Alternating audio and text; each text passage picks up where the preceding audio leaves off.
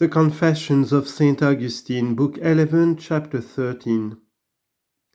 But if any excursive brain rove over the images of fore past times, and wonder that you, the God Almighty and all-creating and all-supporting, maker of heaven and earth, did for innumerable ages forbear from so great a work, before you would make it, let him awake and consider that he wonders at false conceits.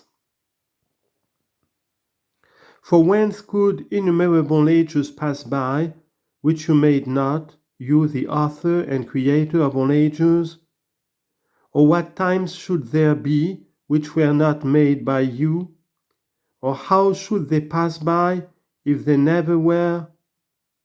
Seeing then you are the creator of all times, if any time was before you, made heaven and earth, why say that you did forego working? For that very time did you make, nor could times pass by before you made those times. But neither could that be long, which was not at all. Let us not then say, time past has been long, for we shall not find what has been long, seeing that since it was past, it is no more. But let us say that present time was long, because when it was present, it was long. For it had not yet passed away, so as not to be, and therefore there was, what could be long, but after it was past, that you ceased also to be long, which ceased to be. Let us see then, you soul of man, where the present time can be long, for to you it is given to feel and to measure length of time. What will you answer me? Are 100 years when present a long time? See first, whether 100 years can be present. For if the first of these years be now current, it is present, but the other 99 are to come, and therefore are not yet. But if the second year be current, one is now past, another present, the rest to come. And so if we assume any middle year of this 100 to be present, all before it are past, all after it to come, wherefore 100 years can be present. But see at least whether that one which is now current itself is present. For if the current month be its first, the rest are to come.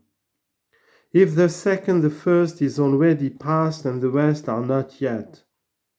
Therefore, neither is the year now current present, and if not present as a whole, then is not the year present. For 12 months are a year, of which whatever by the current month is present, the rest past or to come. Although neither is that current month present, but one day only, the rest being to come, if it be the first, past if the last, if any of the middle, then a mid past and to come. See how the present time, which alone we found could be called long, is a bridge to the length scarce of one day.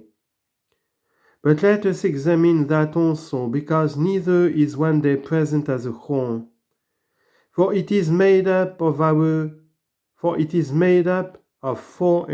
hours of night and day, of which the first has the rest to come, the last has them past, and any of the middle has those before it past, those behind it to come. Ye, that 1 hour passes away in flying particles. Whatsoever of it has flown away is past. Whatsoever remains is to come. If an instant of time be conceived which can be divided into the smallest particles of moments, that alone is it, which may be called present.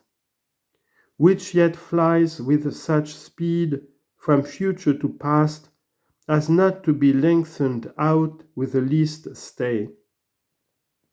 For if it be, it is divided into past and future. The present has no space. Where then is the time which we may call long? Is it to come? Or it we do know, or of it we do not say it is long, because it is not yet so as to be long, but we say it will be long. When therefore will it be? For if even then, when it is yet to come, it shall not be long, because what can be long as yet is not. And so it shall then be long, when from future, which as yet is not, it shall begin now to be, and have become present, that so there should exist what may be long. Then does time present cry out in the words above, that it cannot be long.